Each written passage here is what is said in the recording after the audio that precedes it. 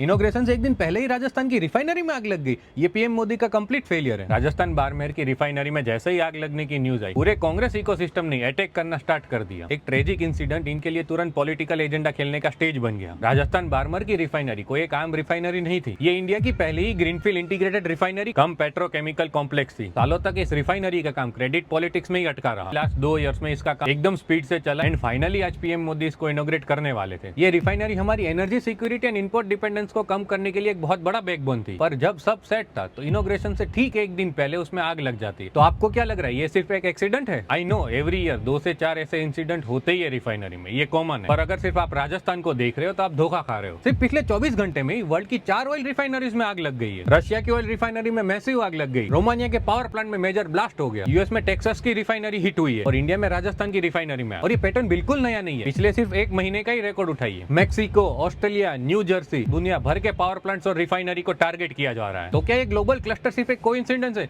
बिल्कुल नहीं। और ये इंडिया की पहली ग्रीनफील्ड रिफाइनरी पे अटैक का मोटिव भी समझिए। आज भारत वर्ल्ड का एक रिफाइनिंग हब है और ये रिफाइनिंग कैपेसिटी बढ़ने से हम वर्ल्ड को डोमिनेट करने लगेंगे। और अब हम रशिया से भी ऑयल खरीद रहे, यूएस से भी खरीद रहे, ईरान से भी खरीद रहे। तो अगर हम अरब एंड ईरानियन ऑयल की रिफाइनिंग कैपेसिटी में सेल्फ रिलायंट हो गए तो भारत अगले 1-2 साल में ही अपना मैसिव इकोनॉमिक सर्च देखेगा। तो भारत की इस growth and global oil chain supply dominance से किसके पेट में दर्द हो रहा है ये आप समझ रहे हो। और इसका डोमेस्टिक कनेक्शन भी है। कांग्रेस इकोसिस्टम पिछले काफी दिनों से इंडिया में एनर्जी क्राइसिस एंड पैनिक फैलाने की ट्राई तो कर ही रही है, पर वो फेल हो गया क्योंकि इंडिया की सप्लाई चेन स्मूथली वर्क कर रही है। अब अचानक से एक रिफाइनरी में आग लग गई एंड इससे आने वाले समय में अगर सप्लाई चेन में दिक्कत होती है तो इसका पॉलिटिकल फायदा किसको होगा, आप सोचो। और एक चीज आपने नोटिस की, आग लगते ही 0.5 फ्रंट तुरंत ऑनलाइन हो गया, मोदी गवर्नमेंट को ब्लेम करने लगा। पर इनका लॉजिक देखिए, क्या पीएम मोदी या इंडियन गवर्नमेंट ने रशिया, यूएस, ऑस्ट्रेलिया यहाँ जाके भी इनकी रिफाइनरीज में हमने आग लगाई है? एक तरफ ग्राउंड पे सैबोटेज और दूसरी तरफ ऑनलाइन कवर फायर हो रहा है। तो अब इस भारत को अपने एनर्जी सप्लाई सिक्योरिटी पे अटैक हो रहा है, उसको बस एक कोइंसिडेंस या एक्सीडेंट डिक्लेयर करके इग्नोर नहीं किया जा सकता। हमारी energy and strategic security non negotiable है एंड बाड़मेर में हम काफी हद तक बच चुके हैं क्योंकि ना इसमें कोई कैजुअलिटी हुई है और ना ही मेन स्ट्रक्चर को कुछ डैमेज हुआ है। और राजस्थान की रिफाइनरी एक वेकअप कॉल था कि इस नए ग्लोबल वॉरफेयर की रियलिटी को पहचानिए और कमेंट करके जरूर बताइए कि आपको ये सब एक कोइंसिडेंस या एक्सीडेंट ही लग रहा है।